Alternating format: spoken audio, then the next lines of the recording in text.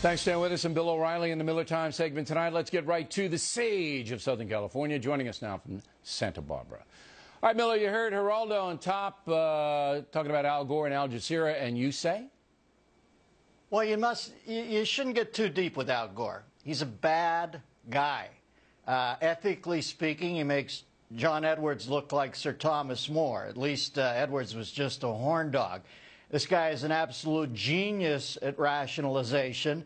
Imagine the Rube Goldbergian contraption he has put up inside that thin little pea pod he calls his brain case to be allowed to think that he, at the vanguard of the Green Movement, can do business with big oil like this. How does Gore sleep at night other than, eating a bag of donuts and hooking himself up to an IV of Yoo-Hoo and nodding off in a sugar coma? He's an empty hack. He's such an empty hack. I'm surprised he didn't become our president. And, at this point, I would say, Al, go seek absolution from Oprah. That's all you got left. Now, when did you, and this is a serious question, when did you decide that he was a bad guy? Well, I think when he made this much hay off a heartfelt cause. I don't like guys who profit from being a prophet. I think Gore was, quite frankly, in his youth, kind of the Eloise of the Willard Hotel in D.C. He's always lived in the wake of his old man. He was trying to, carve out on his own. He got his head handed to him when he ran for election, and the people who turned him back, he's going to say Florida. I'm going to say it was Tennessee. The people who knew him best knew that he shouldn't be allowed near that presidency. I think it broke his spirit. He decided to make any deal with any hot devil that he could, and he chose global warming, and now he's probably worth north of $250 million.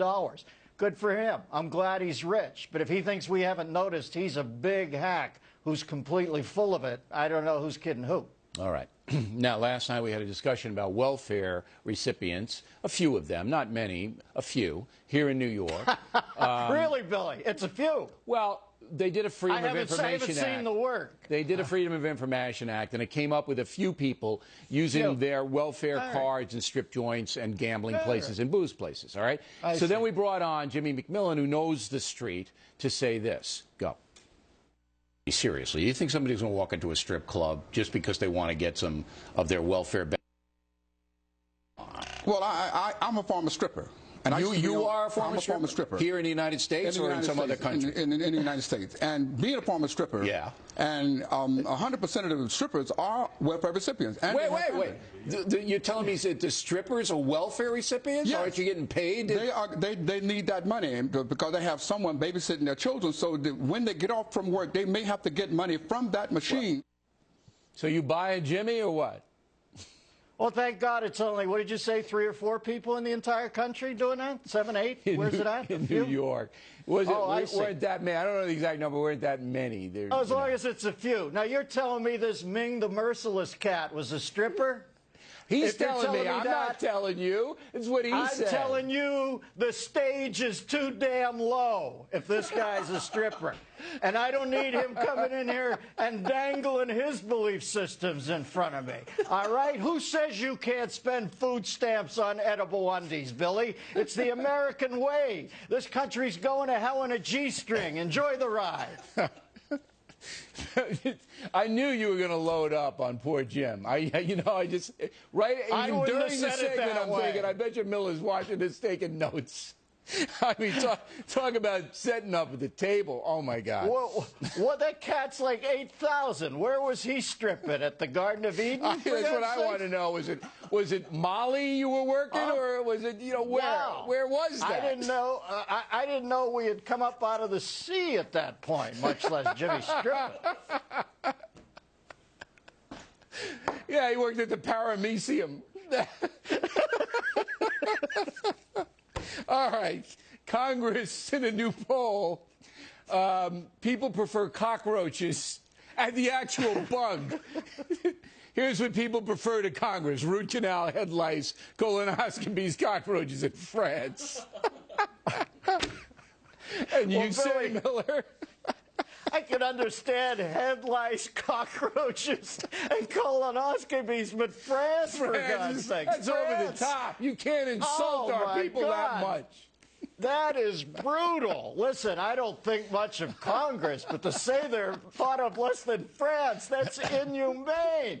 You know something? Jimmy stripped at the grand opening of the Eiffel Tower.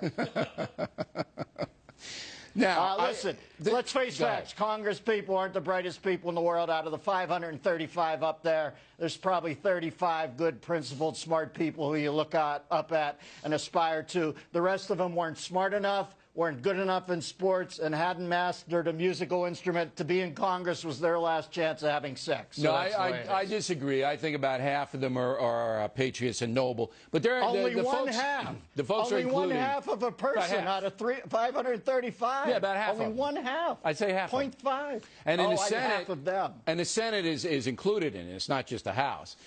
People have no regard because they realize that most or many of the representatives on the Hill just not looking out for us, Miller, like Jimmy is. Jimmy's looking out for us. Well, it's not like it used to be. Billy, have you ever seen any of the old wood cuttings of Jimmy stripping at Valley Forge? I have not seen anything. See, well, I think at that point in the history that wood cutting wasn't developed enough.